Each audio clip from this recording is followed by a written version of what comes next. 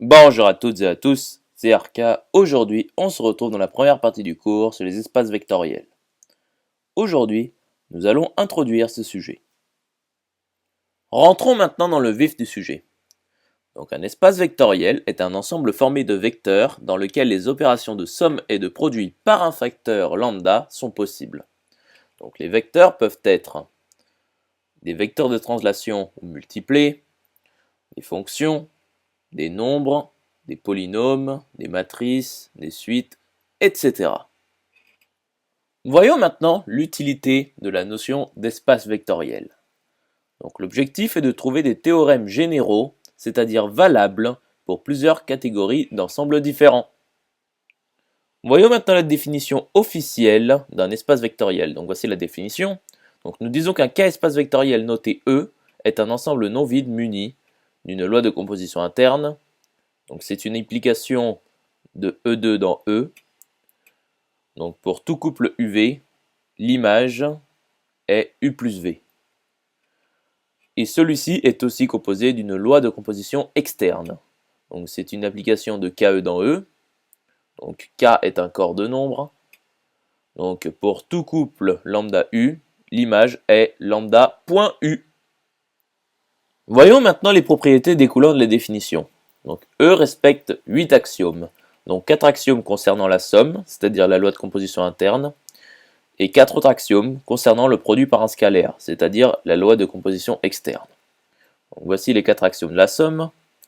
Donc commutativité de la somme, c'est-à-dire que pour tout U et V de E, U plus V est égal à V plus U.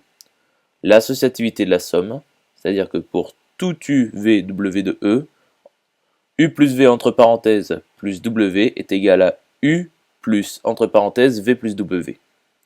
La neutralité, c'est-à-dire qu'il existe un élément 0E de E, tel que pour tout U de E, U plus 0E est égal à U. Donc 0E est appelé l'élément neutre. Donc, la symétrie, c'est-à-dire que pour tout U de E, il existe un élément U' de E, tel que U plus U' est égal à l'élément neutre de E, c'est-à-dire 0E. Donc on notera par la suite U' moins U, et nous l'appelons le symétrique ou bien l'opposé. Voyons maintenant les 4 axiomes du produit. Donc, nous avons l'identité. Il dit que pour tout U de E, 1 point U est égal à U.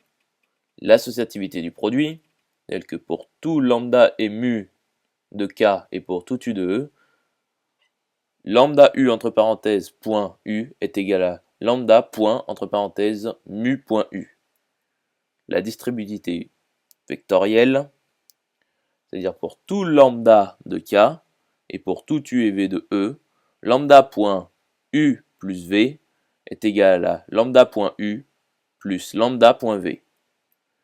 Et la distributivité scalaire, c'est-à-dire pour tout lambda et mu de K et pour tout U de E, lambda plus mu, le tout point U, est égal à lambda.U plus mu.U. J'espère que cette vidéo vous aura plu et vous sera utile. On se retrouve dans la seconde partie.